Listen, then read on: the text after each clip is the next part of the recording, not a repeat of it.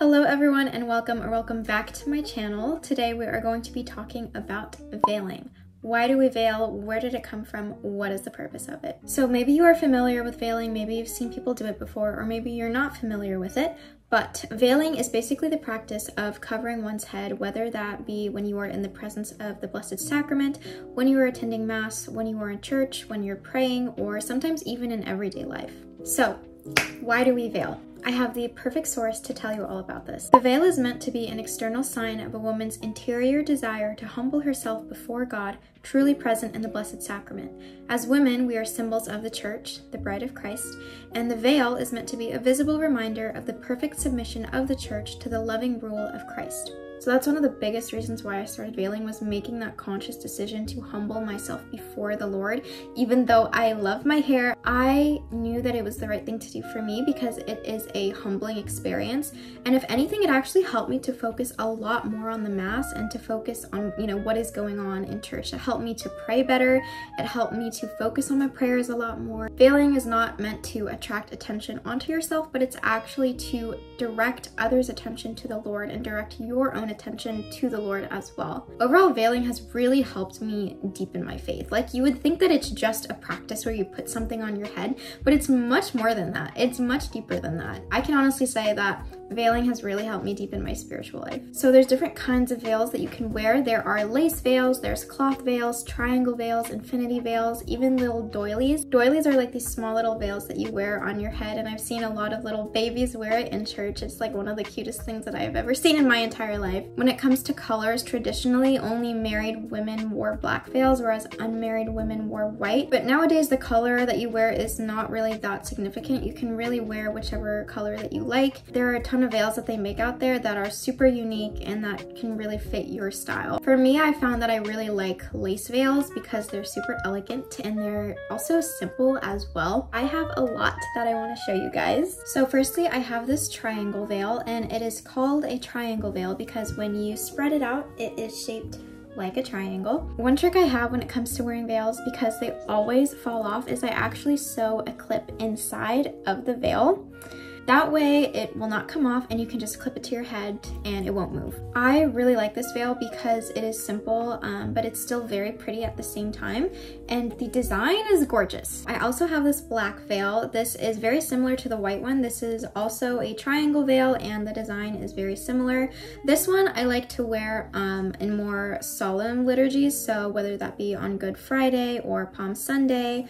I prefer to wear darker color veils, but you are free to wear whatever color you want. This veil in particular is very special to me because this is from my mom's aunt who already passed away. This veil is actually over 60 years old and is all the way from Spain. I just think that it's gorgeous because of all of the simple details that the veil has. There's like these flower designs and like these little leaf designs. I just think it's so pretty. I do have another white veil, except this one is a little different. I got this one on my birthday a few years ago, but this is a super long veil. This is still a triangle shape, but it's just way bigger. I also have a clip sewed inside so that it does not move, but this one is super pretty. This was one of my favorite veils for the longest time. People would always ask me, where'd you get your veil? Like, it looks so pretty. This veil truly makes you feel like a bride of Christ because you are wearing like a long white veil. I have a more simple veil as well, and it's just this plain cloth veil that you wrap around your head. And this one is made of like a chiffon material. It's like very soft and super comfortable. These ones I think are just so nice because it's so simple and like it doesn't attract a lot of attention when you are in church. Oh, and also if you do not have a veil, then no worries because a hat also works the same way.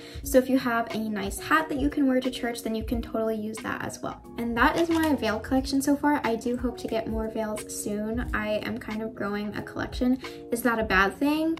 I don't think so. I never grew up veiling. It's just not something that I did when I was younger. It was not something that a lot of people in my parish did. So I really didn't know what that was until I started attending other churches. There was one time where I went to a different parish for Mass and almost every woman that I saw was veiling. It was super new to me because I was like, what is this? What are they doing? Like, why are they wearing these things on their heads? I had so many questions. And it's not something that really like clicked with me at first. It's not something that I personally wanted to do right away. If anything, I feel like I was actually super self-conscious when it came to veiling. I did not want to draw any attention to myself. It was super new to me, like I said, and so I didn't want to do it. There's nothing wrong with not wanting to veil. If you do not want to do it, you don't have to. When I say that I was super self-conscious about veiling, I was super self-conscious. Like, I was so put off by veiling. I did not want to do it at all. Even though I admired the women that did it and I found them beautiful, it's not something that I wanted to do for myself because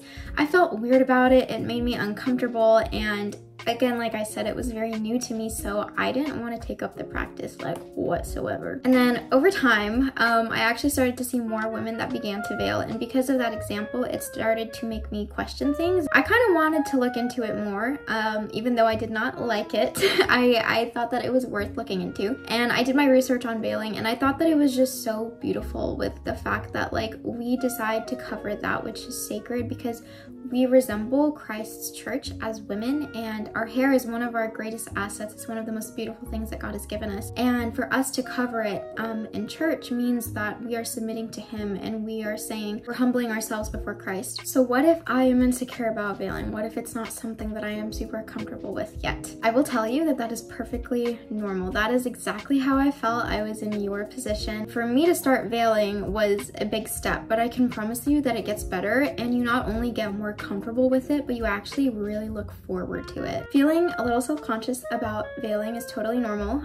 You know, I think we've all felt a little scared that someone is going to look at us or judge us. I mean, that's definitely the way that I felt when it came to veiling. But you also have to understand that you are not veiling for yourself. You are not veiling for the other people at church. You are veiling for the Lord, and that is it. And you have to understand that you cannot please everyone. Veiling is hard. It's going to be a little difficult at first. I definitely felt a little uncomfortable, but over time it does get better if you just try to focus on the Lord instead of what is going on top of your head. Another big reason why I also started veiling is because I wanted to follow the example of the Blessed Mother. She is someone that we, especially as women, should aspire to be like, and the practice of veiling really humbles you, and it helps you to emulate the Blessed Mother more. It really helps you to be more lowly in church and to direct your attention onto the Lord instead of onto yourself or other people. The Blessed Mother is the perfect example of modesty and purity and humility. Veiling has really helped remind myself of those virtues and how I should be striving to have those for myself as well. She is the perfect woman. She is literally perfect. So always look to the Blessed Mother as a role model because she will never let you down, and she is the perfect example of womanhood.